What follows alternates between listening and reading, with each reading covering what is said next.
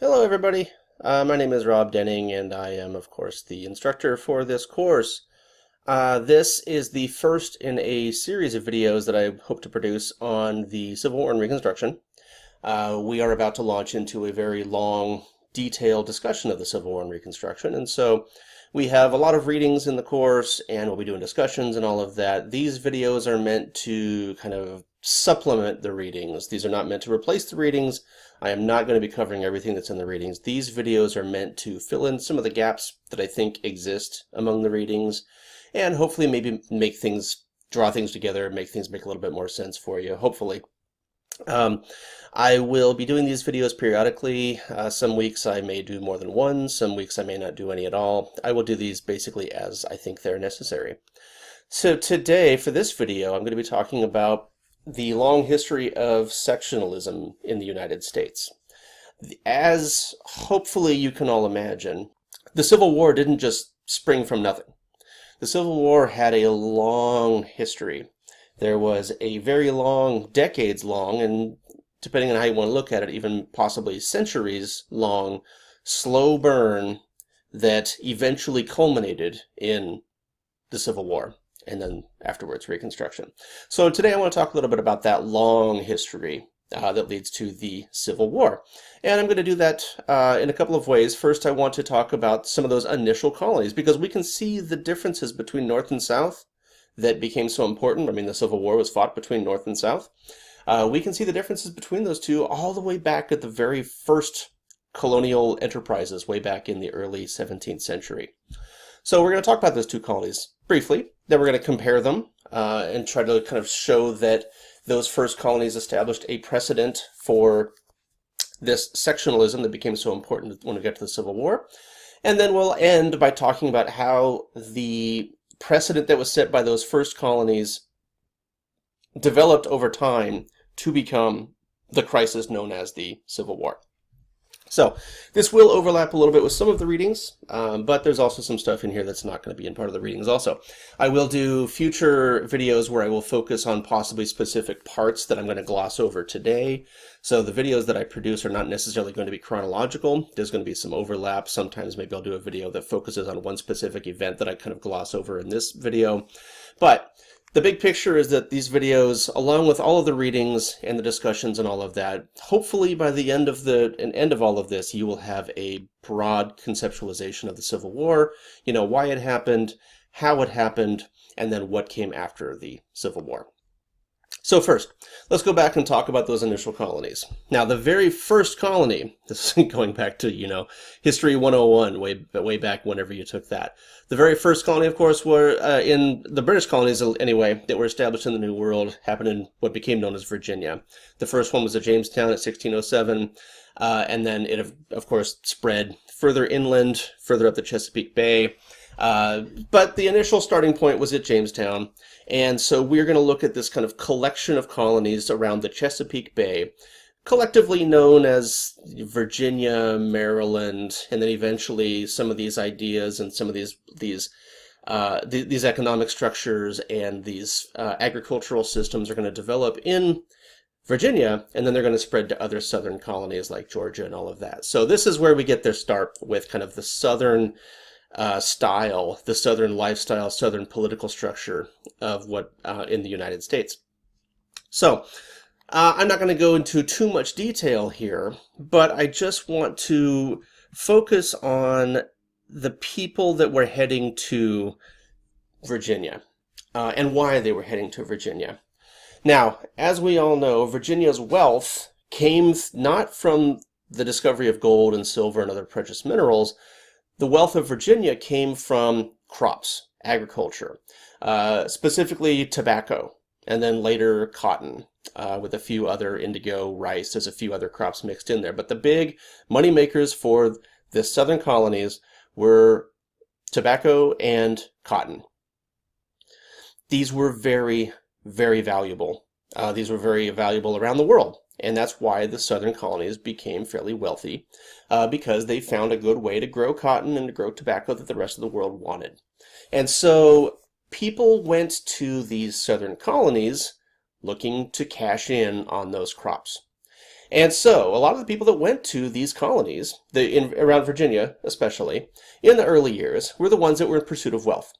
And we can see the types of folks that were heading to the colonies on this website here. This website is going to send us to a list of colonists that were on a ship called the America, shipping from London to Virginia in 1635. And on this ship, we can see, we can scroll through the list of people that were on this ship here. And hopefully you can see some patterns here among these people that are listed. We've got a Richard Sadd, age 23, Thomas Wakefield, age 17, Thomas Bennett, age 22, and then this goes on further on down the line. But I would like you to note that there are some common threads here among this list of people. Most importantly, these are mostly men, and they are mostly in their, their prime of their lives. Their late teens, 20s, and into their 30s. There's a couple of old guys here. There's a Robert Sabin who's 40, and there's a couple of kids on here. There's one that's 8, I think, further down the list. But most of the people on this ship, young men looking for adventure, looking for wealth. They don't believe they have opportunities open to them in England, so they're going out to look for opportunities somewhere else. There are a few women on this boat. They're all listed at the bottom of the list, of course, because that's how things worked back in those days. But there were a few women, but the vast majority of people going over on this shipload are kind of single, young, adventurous men looking for wealth. Some of these folks might have been indentured servants. Some of them were free. There were no slaves yet at this point. Slaves were coming in on different vessels than this. But so these are basically white young men looking for adventure overseas. Okay, and so when they got to Virginia, their main goal was the pursuit of wealth, and that became their overriding concern. They were not interested in establishing a new nation. They were not interested in breaking the bonds with the old world. These folks wanted to grow crops to sell to the old world. Hopefully, a lot of these guys wanted to make enough money to then go back to the old world and live like kings. Now, the vast majority of people that went to the New World, that didn't happen. Very few of those people actually made much money, and very few of them were able to ever go back to England and live like kings. But that was the ultimate goal.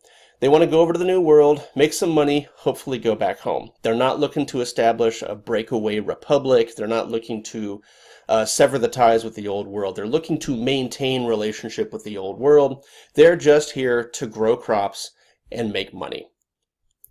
For the most part. I don't want to, not everybody, but for the most part, that's kind of the general trend.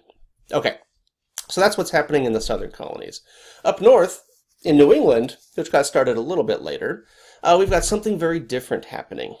And in this case, there's something that's pushing people to move to the New World and establish something new. So, I don't want to spend too much time talking about the great religious schisms of Europe, but as you all know, Western European Christianity had split into Catholicism and Protestantism. The Protestants had believed that the Catholic Church had become corrupt and was creating a bunch of traditions that were contrary to the Word of God and contrary to the Bible and all of that. So Protestantism became kind of the rebellious breakaway religion, breaking away from Catholicism. But even within Protestantism, there was a schism. There were the Anglican, in Britain anyway, there was the Anglican Church, which was the official church of England, which was Protestant, but it also incorporated some of those old Catholic traditions, which really ticked some people off in that colony. And so a new branch of Protestants within the Anglican Church came to call themselves the Puritans, who believed that the Anglican Church had become corrupted by Catholic traditions, Catholic teachings. And so the Puritans hoped to purify the Anglican Church, to remove all references to Catholicism, all the Catholic traditions, beliefs, teachings, and all of that. Within the Puritans, though, there was another division. There were the Puritans who believed that the Anglican Church could be purified It can happen. We can take the Anglican Church in England and we can fix it by purging hopefully somehow purging all Catholic traditions and beliefs and all of that. But there were also the Pilgrims who believed that the Anglican Church was beyond redemption. There's no possible chance of purifying the Anglican Church. And so the Pilgrims decided that we have to completely separate ourselves from the existing church. And so the Pilgrims are the ones that headed out into the world looking for a new place to live. And they are the ones that did so out of a sense of religious persecution back home. Now, we've all heard stories about the Pilgrims and all of that and how they were seeking religious freedom from Europe. And that's true. They were going out in the world looking for a new place to establish themselves separate from the old religion, the old church. And they're the ones that initially made their way to New England, what we know as New England. And then later on, the Puritans came later, mainly because the Puritans eventually went to war. There was an English Civil War between the Puritans and the Anglicans. The Anglicans, in the long term, won, and so the Puritans, a lot of them fled. And so a lot of them ended up in the New World later. But the first ones to come over were the Pilgrims. And so the Pilgrims had this vision where they wanted to completely sever all ties with Britain. They didn't want to maintain any connections. They didn't want to grow crops to sell to Britain. They wanted to grow crops that they could eat. They wanted to build factories to produce the goods that they needed. Because those Southerners, in order to get shoes, clothes, and all that stuff, they had to import that stuff from Britain. Or England, as it was called at the time. Sorry, I'm getting my names mixed up. But so the English were vital to the Southerners because the English were providing goods. In New England, the New Englanders didn't want to be dependent on England. They wanted to build all their own stuff. And so this is why they get to things like there's the Mayflower Compact, where they try to set up a new system of government, the new representative system of government that will it'll be led by the Puritans. They'll look to set up their own system of government, but they also want to set themselves up as a city upon a hill where they're going to become the shining example to the rest of the world to show that the Pilgrim separatist faith is the correct one and the Anglican is the incorrect one. So, and we can see how this plays out in this map here, which shows how a New England town developed in the wake of the Pilgrims' arrival. What happened was basically Pilgrims, they would pick up entire villages of Pilgrims, would pick up, move across to Massachusetts, and then just plop down and rebuild the city that they left behind, or the town that they left behind, in England. And so these New England towns looked identical to the towns that they left behind. And the purpose was that they wanted to pick everybody up, move them all over, and then cut all ties with the old world. And so cities like this developed, where you've got people, and this looked remarkably like the cities that they left behind back in England. And this one, we can also see how this plays out through a passenger list for a ship. This one is the Planter, which was a ship that was traveling from London to Boston in 1635. On the Planter, we can see that there's, this one has a lot more variety of people that were on board. And you can see there's a lot of common last names here. We've got the Tuttles, you've got John and Joan, Abigail and Simon. So it looks like we've probably got mom and dad and 3 kids here with Sarah Tuttle. And then Joe Tuttle. So the Tuttle clan is rather large, and they're bringing their entire family over. These are not single young men looking for adventure. These are entire families coming over to New England. We've got and this one we can also see there's kind of some folks were so established that they had actual professions. On that other list, they didn't list professions because a lot of these guys are young. They didn't really have professions. They're just going to look for new adventure. They're going to go look for wealth. These folks actually have professions already. So we've got shoemakers, we've got tailors, husbandmen, which is livestock, linen weaver, shoemakers. We even have some servants coming over. So these folks, again, looking at this list, we don't have a whole lot to go on, but the general trend here is that we've got families coming over. In some cases, wealthy families, wealthy enough to have servants. So this is very different than what was happening in Virginia. So we've got entire families picking up, moving over to the New World, plopping down, and trying to build new lives that are independent of the old ways in Europe. So this is important for a bunch of reasons. I hope this will become obvious to you. But the big comparisons that we can make here between Virginia and Massachusetts are going to have repercussions and be very consequential to stuff that happens later. Basically, what I want you to see here is that Massachusetts and Virginia were very different from each other, all the way back to the very beginning, the 1600s. Virginia governed from London. They never severed those ties. Large monocrop plantations where they could sell stuff to London. The settlers were single men, adventurers. The people in charge were the wealthy planters. Ethnically heterogeneous, which means it was a fairly diverse ethnicity. It wasn't very religious either. I mean, these are young men looking to go, make money.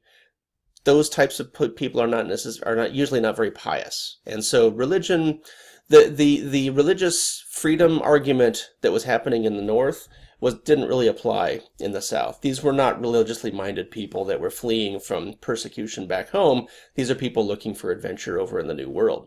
Again, their goals are profit, and there's the people that are doing the work, free white men, but also we've got indentured servants, and we also have slaves. So, and that the slave thing, that's going to become obviously a much more important issue as we move along here. Now, what's happening up north in Massachusetts, these folks, again, they're trying to sever their ties with the old world. So they're doing experiments in self-government. They're building a self-sufficient economy, a diverse economy, where they can survive without needing to buy anything from England. So they're raising their own food, basically.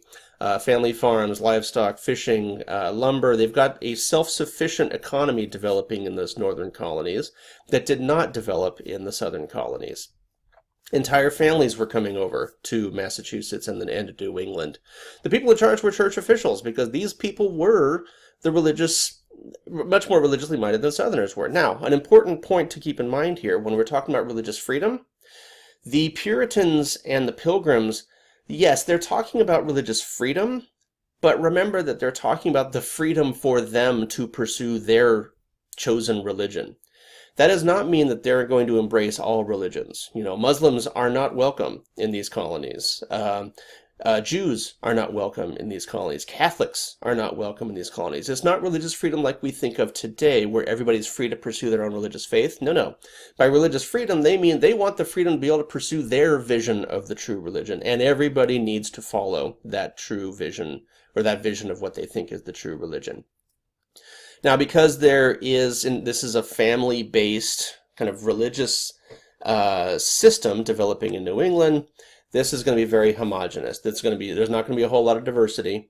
They're not importing slaves here because they don't need them. They've got families to do all the labor. So these are white, middle class, give or take, professional people that are able to afford to pick up their entire family and move over to the New World. So they're fairly well-to-do. Middle class, and then some upper class folks in the Massachusetts area. And again, their goal is self-sufficiency. They're not here to make profit. They're not here to sell stuff to England. They're not here to make money and go back home. They're here to stay. And they want to cut off all ties to England.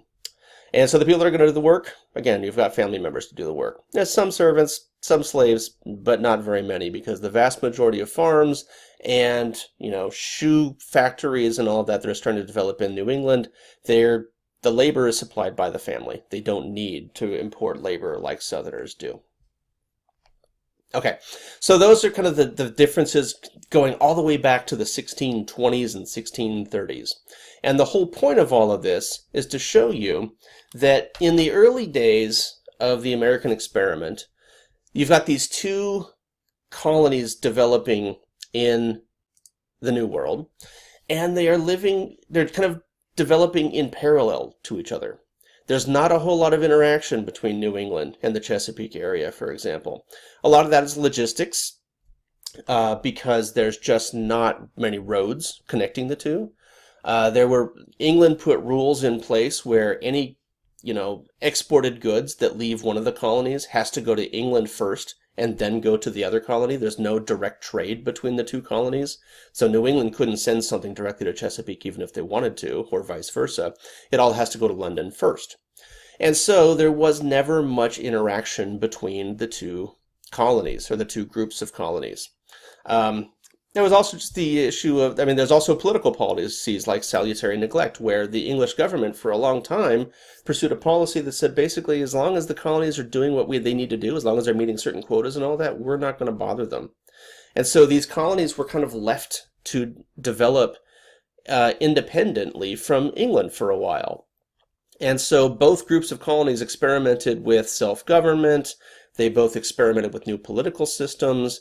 New England was much more radical about it than the Chesapeake area was. The Chesapeake was still much more aristocratic and much more inclined to pursue the old ways of doing things with England. But both colonies were kind of left to develop on their own. And that's going to last for a long time, all the way up until the 1750s. 1750s, though, we start to see a change. And that happens in what became known as the French and Indian War. In that war, the French and their Native American allies went to war against Britain. And that war, Britain and France had been at war for centuries by this point. But for the first time, though, warfare spilled over into North America.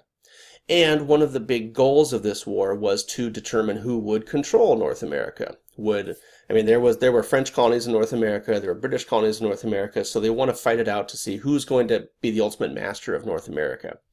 And so we've got the French, their Native American allies, going to war against Britain and Britain's Native American allies. This dragged the colonists into the conflict in a way that they had never been dragged into before. All of the earlier wars that the British had been involved with against the French, that had all been happening in Europe, that had all been happening elsewhere, and so the colonists had never been dragged into that. But now the colonists get dragged into it. And that becomes important because suddenly New England soldiers, militiamen, whatever you want to call them, and Chesapeake militiamen or soldiers, along with all the other colonies that have developed by this point, the middle colonies, and there's Pennsylvania, New York, all those other colonies that developed in the meantime. All of these colonists are finally thrown together for the first time. They had been existing in parallel before with never much intersection. Suddenly, in around 1750, 1754, they're thrown together for the first time to fight this war against the French and their Native American allies.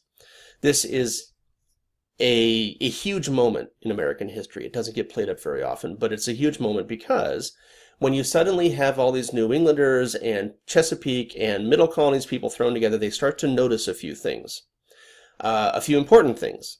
They start to notice, for example, that the Americans tend to have a lot more in common with each other than they do with the people back home in Britain.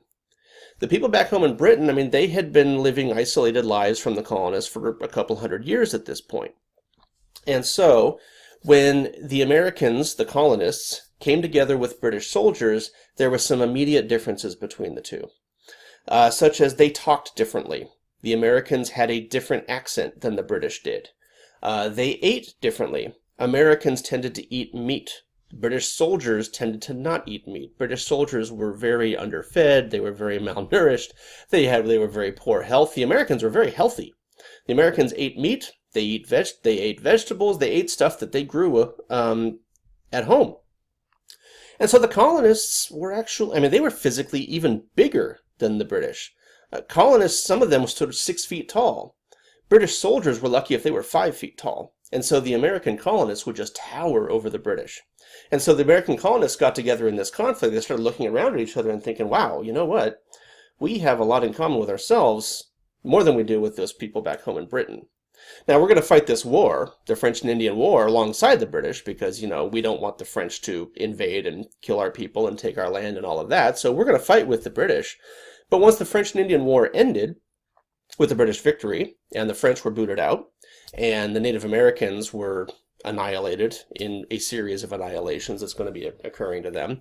But after the French and Indian War, the American colonists were left thinking, wow, you know, we actually have a lot more in common with each other than we do with the people back home in Britain. And in the wake of the French and Indian War, the British decided to start imposing taxes and they basically started solidifying their hold over the empire, because now that they've got this huge chunk of land in North America they have to administer, that's going to be expensive. And so, boy, we need to really kind of, the old days of salutary neglect, that's out the window. Now we have to exert a much stronger hold over the over the colonies to help the empire solidify. The French and Indian War was hugely expensive. And the British government is hugely in debt, and we need to pay off that debt, so we need to start raising some money. How can we raise some money? Look at those really tall, well-fed, healthy Americans over there. They're not paying their fair share. Let's start levying some taxes on them. And so, from the American perspective, the British come in and start laying taxes on them. We all know the history of the Revolutionary War. We get to a revolution because of it. It wasn't taxation that drove the revolutionary cause. I mean, nobody likes paying taxes, but very few people are willing to go to war over it. But in this case, it was the whole taxation without representation thing that became an issue, which you've all heard about before. So we get to a revolutionary war. The Americans win the revolution, declare independence from Britain, and then they spend a few years, a couple decades, kind of solidifying this new nation. They start writing constitutions, the Articles of Confederation, and then the U.S. Constitution. But they spend the big picture stuff here is that there was these two groups of colonies had been living separate lives up until this middle period. During this middle period, Northerners, Southerners, and middle colonies, everybody had to work together to create a new nation, and this cooperation and collaboration lasted until about 1815. These years are fairly arbitrary, but there was a period of about 50, 60 years when all of the Americans were kind of united in this experiment to create a new nation that is different from the British and the old kind of colonizer system back home in England. After this era of cooperation and unity, though, once the new nation is underway, we've got our system of government in place. They've got a constitution. We've got that's all done by the 1780s. Over the next 30 years, there's kind of a solidification of that system. You start to see the development of a two-party system, the Jeffersonians versus the Federalists, all that fun stuff. But there's kind of this era of unity and collaboration amongst all of the Americans. But then that leads us to our next time period, which is where, after that era of collaboration and cooperation and unity, after about 1815-ish, we start to see North and South diverge again. And this was over a couple of issues, manufacturing versus agriculture, and also free labor versus forced labor. And so in our readings this week and next week, we are focusing on this third period, basically, where we're talking about this divergence. The two groups had worked together to establish a constitution and all that, and now it's starting to fall apart. Over the next 40, 50 years, give or take, there's this divergence, and the main issues driving this divergence, there are some economic issues, the manufacturing versus agriculture, which we're going to talk a lot about as the term goes on. But the other big issue, of course, is labor, slavery. That's going to be the primary issue that's going to be forcing these two groups apart. And then eventually, in 1860, they diverge to the point where there is no return. And then war happens. And that's where we will pick up in around week 3 is when we get to secession in this course. So this is where we've been. We've got North and South living in parallel for a long time. They come together to work together to build the country, and then they start to fall apart. And that's where we are in this course. So I will talk to you again soon. Take care, and I will see you online.